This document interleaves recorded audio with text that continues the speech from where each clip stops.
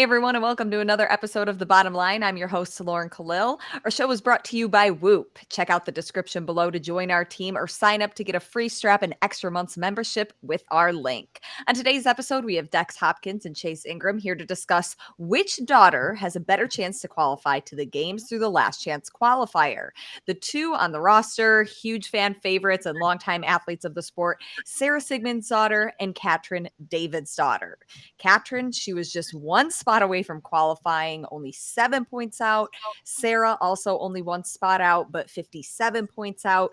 Chase, you've spoken pretty openly in the past that you thought Sara came back a little bit too soon after her ACL injury. What do you think about now, especially that she's back with the TTT training camp? And do you think that she's physically ready to go all in for the Last Chance Qualifier?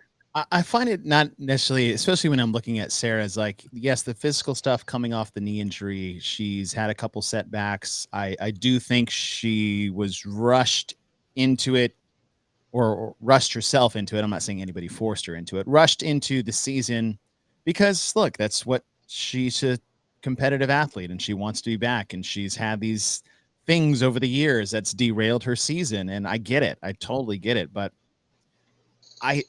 I look at it more on Sara's psyche. Right? Sara physically has always been a great athlete in the CrossFit atmosphere. She's a battler, she's a bruiser, and she's obviously, like you said, she's a fan favorite. But for me, is the way things ended up in the first week is how is she handling that, right? Is she getting in her own head that is like, baby, I am not ready? What were some of the limiting factors for me? Was it physical or was it mental? The one benefit I'll give her is that she was in week one. She's had an opportunity to basically like deload emotionally from the disappointment of the weekend, having gotten close and then just couldn't touch the field in the final event. Mm-hmm. And is she physically able to take some steps away and go back into training? So a lot of that for me is like, okay, what has her emotional rebound been since the week one miss? How is she going to take that going into the final or into the Last Chance Qualifier? And I would say that for her, it bodes well to be where she's at with Training Think Tank, being surrounded by a lot of those people, because she does well when there's a positive environment around her. And if she's taken the right steps, which, like, you even said, is like, I don't think she really has this season, after that week to get set up for this week and not just like start hammering the things that she thinks to get better at, I think she does have a chance with the field that she's competing against. The problem is that this all comes down to programming. That's it. Mm-hmm. There's going to be how many events? They had 4 events last year. So say it's the same. You have 4 events. 4. 1, 2, 3. No 4. eggs. Yeah. There's no room for error. So if you have one miss, which Sara tends to have, 1 through 4, she'll have one miss. It's not going to work. And that's the big question is, what is the programming going to look like? Because that has been a huge point of contention over the last 6 weeks, including quarterfinals, including semifinals, is what is that going to be? Because in my opinion, that is going to determine everything. It's not going to be like, oh, the fittest will survive. Like, no, not with 4 events. No. 4 events and one of them is skewed the wrong way. Those people are going to go. And we saw that last year in the Last Chance Qualifier. You had a big deadlift. You had a big shot to make the CrossFit Games. Just say that. Yep. Facts. Okay, I was going to ask another question, but I think that's a different show that we can pursue at another time. Dex, when we look at Katrin, she had a lot of ups and downs at strength and depth, but ultimately she performed when she had her back against the wall. Unfortunately, it wasn't until the final event of the weekend when she took that first place. It just didn't give her enough points to actually qualify. But do you think that her in that position makes her a more dangerous competitor right now, trying to get her ticket through the LCQ?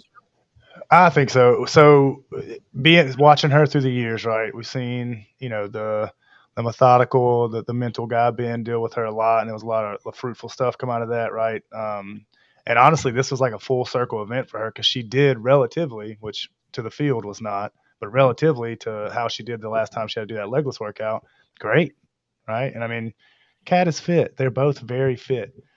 But she's an emotional athlete. So that is exactly what you said. I mean, if she comes out of that like, hey, we're in the fight, cool, let me take my few days off, recover, get back on the grind, and get ready for this thing, because they did have a long time to do it, or a long rest. I think she could come in and do well. The thing to me with this is going to be like, notoriously, Sara has crushed online stuff, right? Like the Open, when it was, the Open, crushed. I mean, she's got a few wins. And then I think those open movements are just what you're limited to, not open movements, but what you're limited to, on an online thing. I mean, it favors Sara out of these two. A heavy-ish lift, that's a Sara thing, even on a bum leg. I mean, we saw at Wadapalooza. I agree 100% with what Chase said. Push the gas pedal on the recovery stuff with something that maybe you shouldn't. But, I mean, I was there. She had to pull out, which that was some athletic maturity to me. I mean, she probably could have kept it going, and, who knows what happened, but that was a smart move. We talk about the camp she's with now. Training Think Tank is a bunch of smart guys. I mean, Max Alhaj, very smart programmer, old OPT guys back when that was a thing. But I mean, this to me is, I mean, these, 1v1, it's way better set up for Sara to me. If she's healthy and it's a positive mind frame, just say all things are the same for both sides.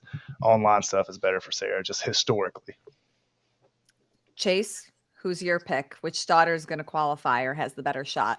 Taking off what Dax just said, if you just look at the numbers over the years, it's an online competition. Sara has had 4 more weeks to recover and prep for something like this, where Katrin is coming off a major disappointment. And a lot of times when that happens, like, you just switch coaches and programs, and then are you questioning yourself? Are you questioning your decisions? You got to figure all that out in 2 weeks.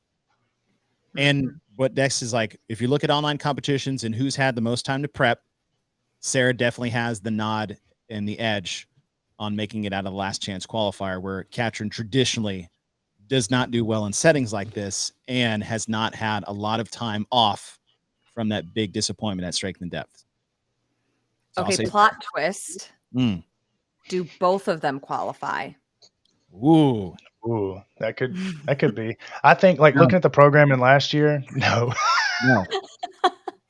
Well, like, looking at the programming last year, right? Like, there was the deadlift, double under heavy, clean, legless, right? Like, I mean, you should have just programmed the last event and sent them all from there. That's it. Didn't need the other three.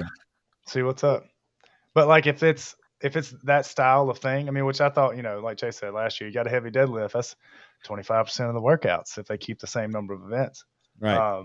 So if there are more that Sara home run, emotional freak out at the end of it, power output things, that's a Sara event, and they, Kat can manage those things well. So I could see both of them sneaking in, but yeah, I don't know. I mean, Chase, I you say think no?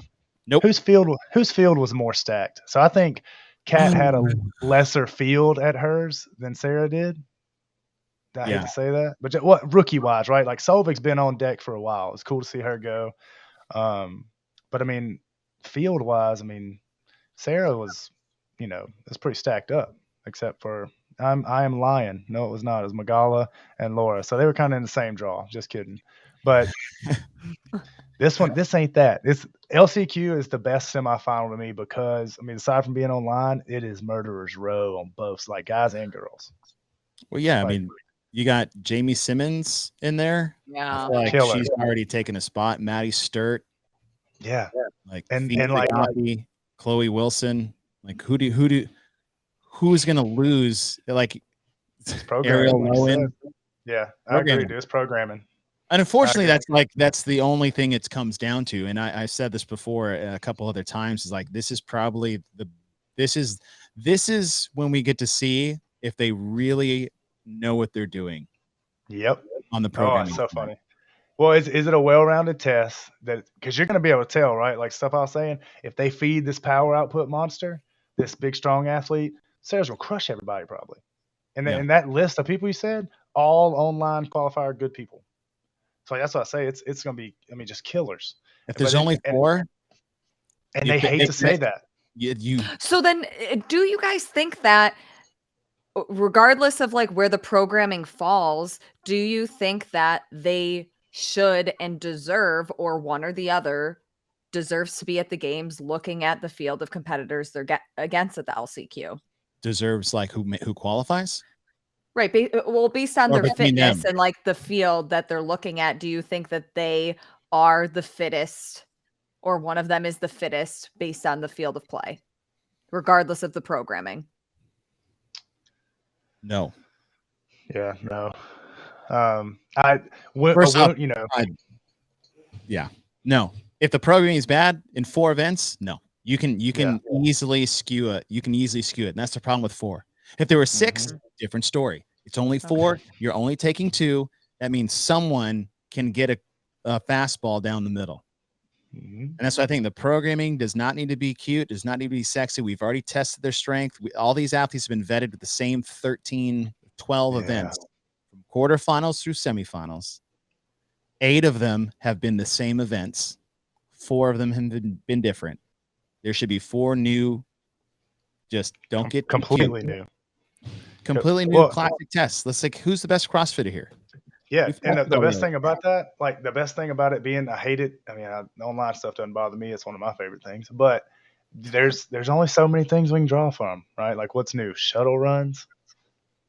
That's it. So like the movements, what's coming is not going to be very surprising. It's if they're going to get too sexy, because the thing people hate to say the most, right? Like what's always the question, or like if they were trying to bad guy Dave against Matt, like, oh, he tried to program him out. No, they don't.